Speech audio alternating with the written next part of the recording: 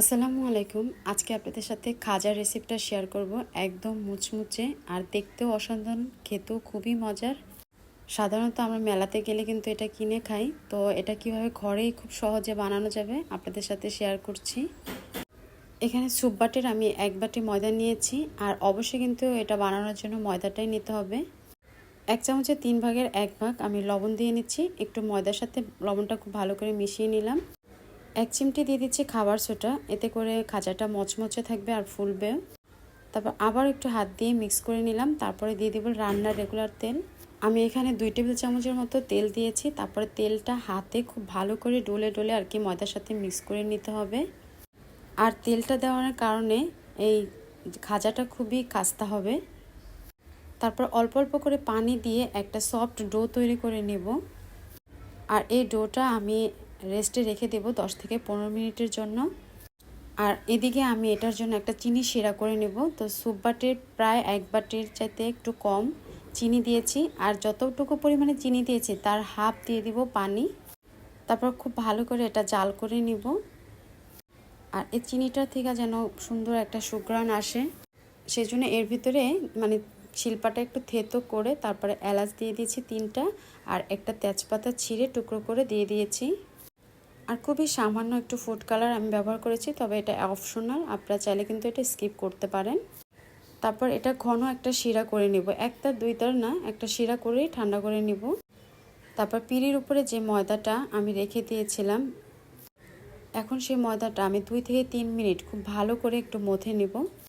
তারপর লম্বা একটা শেপ দিয়ে এখান থেকে আমি 5টা ভাগ করব, সমান 5টা ভাগ আমি এখান থেকে করব। তারপর এটা আমি চাকু দিয়ে কেটে নিব। আর ভিডিওটি ভালো লাগলে রিকোয়েস্ট থাকলো আমার চ্যানেলটি সাবস্ক্রাইব করার। তারপরে এখান থেকে একটা ডো নিয়ে আমি সেটা দিয়ে একটা রুটি তৈরি করে নিব। আর অবশ্যই কিন্তু এই রুটিটা তৈরি করতে একটুখানি কর্নফ্লাওয়ার নিয়ে নিতে হবে। তারপর বেশ পাতলা করে একটু বড় করে আমি এই রুটিটা তৈরি করে নিব। আর এভাবে আমি 5টা রুটি কিন্তু তৈরি করে নিব এখানে। যতটা পাতলা করা যায় আমি সেভাবেই করেছি এটা, আপনারা দেখে হয়তো বা বুঝতে পেরেছেন। তো একটা রুটি নিয়ে এতে তেল লাগিয়ে দিচ্ছি পুরো রুটিটার গায়ে। তারপরে কর্নফ্লাওয়ার নিয়ে পুরো রুটিতে আমি ছড়িয়ে দিব। তারপর এর উপরে বেলে রাখা আর একটা রুটি আমি এখানে দিয়ে দিব। তারপরে সেমভাবেই তারপর এই রুটিটার উপরেও আমি তেল দিয়ে নিব। তারপরে আবার একটু কর্নফ্লাওয়ার মেখে নিব।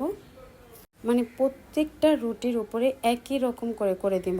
5টা রুটি 5 বার করে আমার এভাবে করে নিতে হবে। আর এটা কিন্তু তেমন বেশি একটা কষ্টের কাজ না, খুবই সাধারণ একটা ব্যাপার, চাইলে আর কি সবাই পারবে। তো বাজার থেকে তো আমরা এটা কিনে খাই, এরকম করে যদি নিজের হাতে বানানো যায় তাহলে তো আর কথাই নাই। তো আমি সবগুলো রুটি দেওয়ার পরে একটুখানি বেলে নিলাম। তারপর উপরের রুটিটাতেও আমি একটুখানি তেল আর কর্নফ্লাওয়ার লাগিয়ে নিয়েছি। তারপর একটা সাইড ধরে খুব টাইট করে একদম রাউন্ড করে নিয়ে যাব, রোল করে আর কি, যেভাবে আপনারা আমার হাতে দেখতেছেন।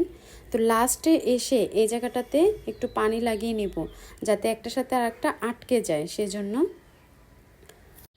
তো একটু পানি লাগিয়ে তারপর আবারও আমি একদম ঘুরিয়ে দিব।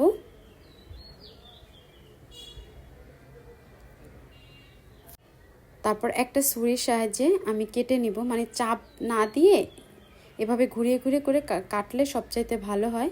আর আমার লেয়ারগুলো দেখুন কতগুলো লেয়ার হয়েছে, আলহামদুলিল্লাহ।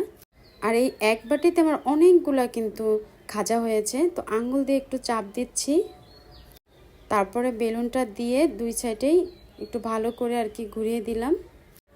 তারপরে এখানে প্যানের ভিতরে আমি তেল বসিয়ে দিয়েছি। তেলটা যখন গরম হয়ে আসবে তখন একটা একটা করে ছেড়ে দিব। আসলে এত অল্প ময়দার এতগুলা যে খাজা হয়, এটা আসলে ব্যবসার সফল ব্যবসা আমি বলবো। তো যখন এটা হয়ে যাবে তখন কিন্তু উপরের দিকে চলে আসবে।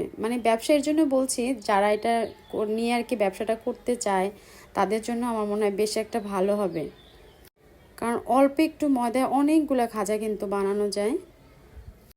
তো বাকি সাইডগুলোতে যেখানে জায়গা খালি হবে সেই জায়গাতেই আমি আরও দিয়ে দিব। তারপর উল্টে পাল্টে একটু ভেজে নেব, আর যেটা কালার চলে আসবে সেটাও তুলে ফেলবো আমি। আবার ফাঁকা জায়গাটা আর একটা আবার দিয়ে দিব, তাহলে একটু তাড়াতাড়ি হবে। তো ভিডিওটি ভালো লাগলে সবার কাছে আমার রিকোয়েস্ট থাকলো আমার চ্যানেলটি সাবস্ক্রাইব করে আমার চ্যানেলের পাশে থাকার। আমি যে শিরাটা তৈরি করে রেখেছিলাম সেই শিরাটা যখন ঠান্ডা হবে তখন দিলেই সবচেয়ে ভালো হয়, তাহলে মচমচে থাকবে। নতুবা গরম শিরায় খাজাগুলো কিন্তু চুপসে যেতে পারে, মচমচে থাকবে না। তো প্রতিটা খাজায় আমি চিনি শিরার ভিতরে একটু করে চুবিয়ে নিয়েছি, আর দেন এরকম হয়েছে আলহামদুলিল্লাহ।